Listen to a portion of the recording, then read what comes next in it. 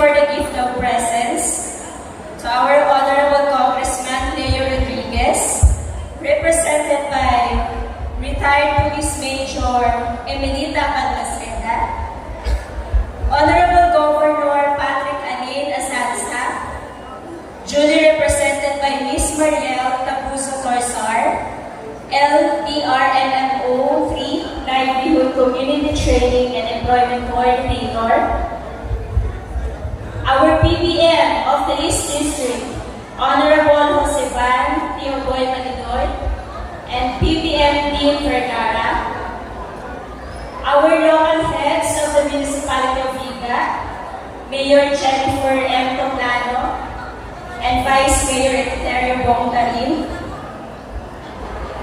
our very own Viga Non-Public Schools District Supervisor of the East and West District, Dr. Joselito Ruiz, who is, by the way, a member of our VRDHS PTA. Our very energetic and hardworking school administrators, Ma'am Jan Antonio, our school principal, Ma'am Marilyn Garcia, our senior high school head, and Mrs. Maribel Ojena, our administrative officer, dear teachers and non-teaching staff of Viga Rural, fellow officers of the PTA, my co-parents, ladies and gentlemen, sarupong matunino, asinogmang kabanggihan sa atong kabos. Diyos maray na banggi po. Diyos maray na banggi po, mga magulang. Salamat po. With deep humility and great hope, I stand before you today to officially begin another chapter in our partnership for our children's future. Actually, this is my second year as your president, and I am truly honored to receive such a huge trust and confidence from you, my fellow parents. Diyos mabalas po sa inyo. The theme we embrace tonight, Lagit Lagi para sa bata, parents, teachers, and community, partners in service, united in building a brighter future, is more than just a motto. It is a call to action, a guiding light, and a shared promise. These words remind us that at the heart of everything that we do is the welfare of our children. Gabos na meeting na pigaten diranta sa PTA, ang mga programa na piga-initiate, sa mga pag-atag na pigagibo na sa eskwelahan, every project that we execute, it is all for our children. Their dreams, their safety, their growth and success must be the purpose that unites us all. As parents, kita po ang promerong maestro as in maestra ng atong mga bata.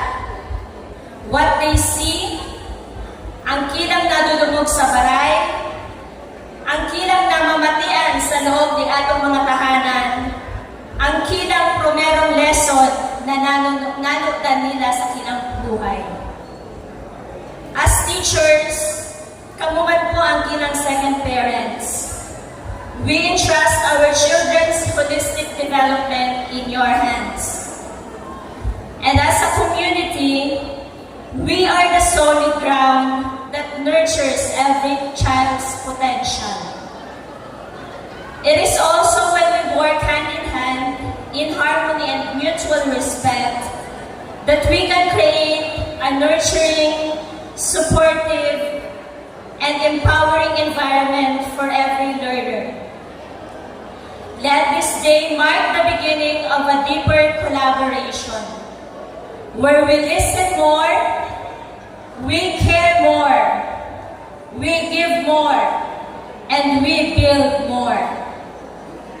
Let us commit to setting aside differences, especially now that we have transitioned to a new government leaders in our town and in our province, some of which we are gladly joined tonight. Kuya sa atong atubangan ng atong mga bagong ilihidong mga government officials. Let us commit to standing together in times of challenges, whether in times of typhoon onslaught, sa pagtios pagkatapos ng peste arog kang ASF, o iba pang kasakitan na pigagihan ta sa pagbuhay. And let us not forget to commit to celebrations, celebrating our victory as one community. To my fellow parents, may po kamo magtugot ng mga bata nyo, may po batid magbasa, o kaya nasakitan mag-adal, pero laman ning lansangan. Pahalagahan na po ang edukasyon. Isumang na po sila magloob sa klase. Isumang na po sila mag-adal ng mahigos.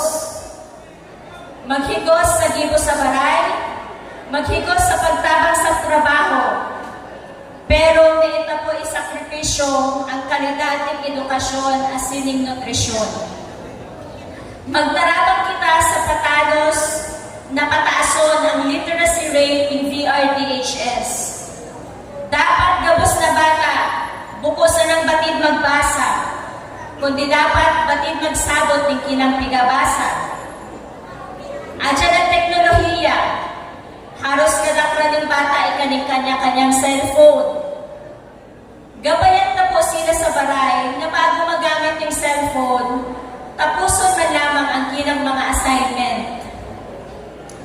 I-encourage na po sila na mag-ano sa mga school activities, sa mga school clubs, as in sa mga church organization and ministries. Mas magayon na busy ang mga bata sa kapakipakinabang ng mga bagay kesa manulong sa maling gibo, as in sa maling barkada. I appeal to you, my fellow parents, na subaybayan ta ang pag-atam ng mga bata. Mag-attender po kita ng mga PTA meetings na isukuya ng pagkakataon para makahulog ta ang mga class advisors. Kumustahon ang performance ng mga bata sa pag-aaral. Let us create a bright future for Viga by starting to create a well-disciplined child from our own household.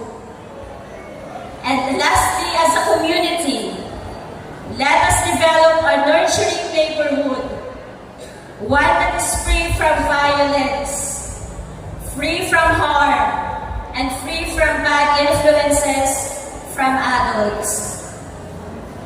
To our dedicated teachers, Diyos mabalos po sa inyong unselfless service and unwavering dedication.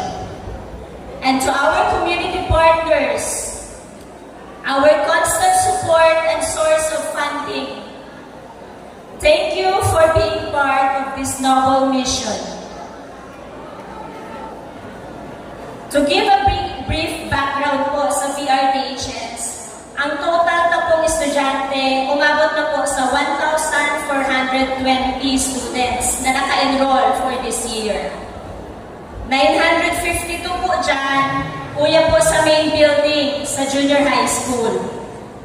468 doon sa Santa Rosa sa senior high school building.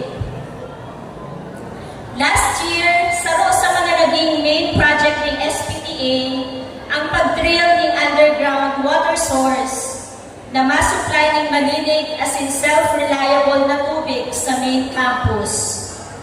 Ang project cost na 100,000 na isa katuparan ta sa pagtarabangan ng gabos na magurang, mga henerosong alumni as in mga private donors. Iyan po sa manifesto na sa pagkasararo, ikaning magayon na hihimo as sinahaman at trabaho na mapapakinabangan bukusan na ng presensya pati na po ng maabot na henerasyon. Let me also take this opportunity to present to you yung mga priority infrastructure projects na sa hiling ko po kay puhan po ng atong eskwelahan. Inot po dyan ang construction of perimeter fence and completion of concreting pavement sa senior high school para po sa safety and security ng atong mga learners. Second, construction of MRF facility both sa main building tsaka po sa senior high school for proper waste management. Ikatlo po ang expansion ng Viga Rural Development High School multipurpose building, yung pagpakabit na po kutana ng extension ng canopy. Pag-araw din ng okasyon, nalalabo na po ang mga kabataan pag ginagamit na ito ang multipurpose hall. At ang ikaapat po, kutana, kung mahiling nyo po sa kantong wing ng atong eskwelahan, ikan po dyan yung building na may natapos. Yan po kutana ay para sa senior high school. Apat na palapag pong building na hanggang dito po may panatatapos. As our community partner and our main source of funding, we appeal to the support of our government officials to make these dream projects into a reality. Not today, but someday. Alam ko na medyo ambisyoso yung mga plano, mga pangatulugan ta. Pero sa tabang ng mga magurang asin mga stakeholders, nagapahalaga sa edukasyon, asin sa pag-iya ng kagurangnan, may isa sa katuparan na po ito, in God's time. Together, let us make this school year a meaningful journey. A journey not just an academic excellence, but of compassion, cooperation, and commitment. A journey where we in the Parent-Teacher Association will always be guided by our principle, lagit-lagi para sa bata. Bago ko man po tapuson itong speech ko na medyo harawi, pasensya na po kamo, maud ko man po na magsimbang doon sa pangakudan ng atong PSDS, manugod po sa no collection policy. Kami po sa VRDHS PTA, gakumit po sa atong PSDS na masunod po kita sa no collection policy. Pero ikalman po kitang pigagamit na diya ang DepEd Order number 13, Series of 2022 na pigaabot po na Omnibus PTA Guidelines. Sa katunayan po, sa kasalukuyan, ang atong asosasyon ga-undergo po sa Securities and Exchange Commission Accreditation. At nakapaloob po sa BILOSTA ang manugod po sa voluntary collections na pigabasihan naman po dyan ang DepEd Order number 13 Series of 2022 na pigaabot po na voluntary school contributions. Maraming salamat po at mabuhay po ang ating pagkakaisa para sa kinabukasan ng kabataang Figanon. Salamat kami.